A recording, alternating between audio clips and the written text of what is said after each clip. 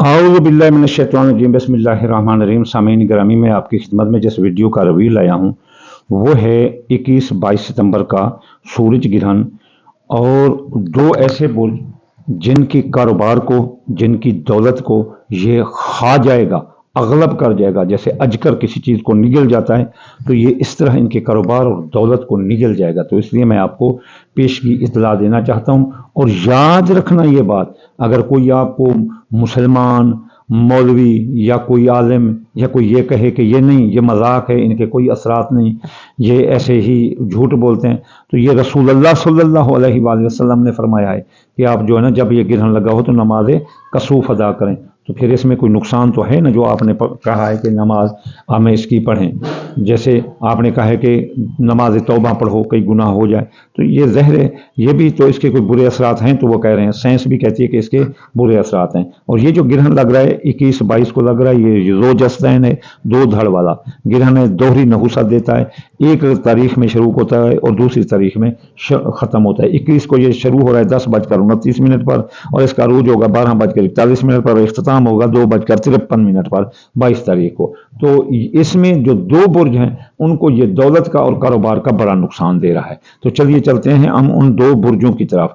سب سے پہلا برج ہے جس کو دولت کا نقصان دے گا، جس کی دولت چوری ہو سکتی ہے، جس کی ذرائع آمدنی تباہ ہو سکتے ہیں، جس کے کاروبار کو آگ لگ سکتی ہے، جہاں وہ کاروبار کرتے ہیں وہ چوری ہو سکتا ہے، اس پر سیلاب آ سکتا ہے، اس پر کوئی چیزیں آ سکتی ہیں۔ تو اس لیے وہ اپنی دولت کا احتیاط کریں گے، دولت ساتھ لے کر چلیں گے تو دولت ان کی چوری ڈاکے کی نظر ہو جائے گی۔ یہ برج ہے اسد، لیو خطرے میں ہے، اس کی دولت کا نقصان ہو سکتا ہے، ذرائع آمدنی متاثر ہو سکتے ہیں، جیسے کوئی باغ ہے یا فیکٹری ہے یا دکان ہے، اس میں آگ لگ سکتی ہے، باغ میں سیلاب آ سکتا ہے، تو یہ بہت احتیاط کریں۔ اب اس سلسلے کا جو دوسرا برج ہے جس کے کاروبار کو نقصان ہے وہ قوس برج ہے، سیکریٹریس والوں کا کاروبار تباہ ہو سکتا ہے، اور جو جاری کاروبار ہے وہ بھی ختم ہو سکتا ہے۔ اگر آپ جاری کاروبار میں سرمایہ لگایا یا کاروبار میں سرمایہ لگایا تو وہ سرمایہ ڈوب سکتا ہے۔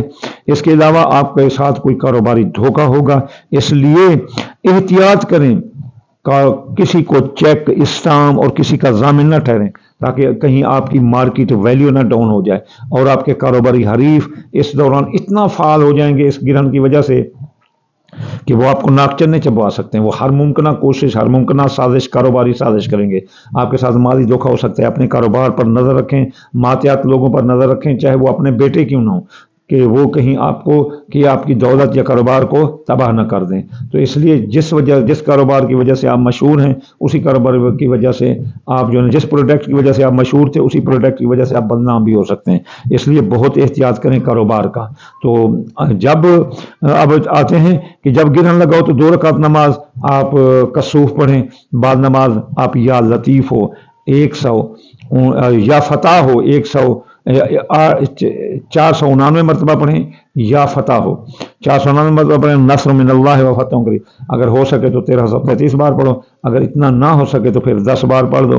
اور صبح اٹھ کر پھر جو ہے نا آپ گندم صدقہ کرنا، یا دال مونگی یا دال چنا یا پیلے رنگ کی کوئی چیز آپ صدقہ کر سکیں۔ اس طرح آپ کو گرہن کے بد اثرات سے نجات ملے گی۔ وما علینا الا البلاغ المبین۔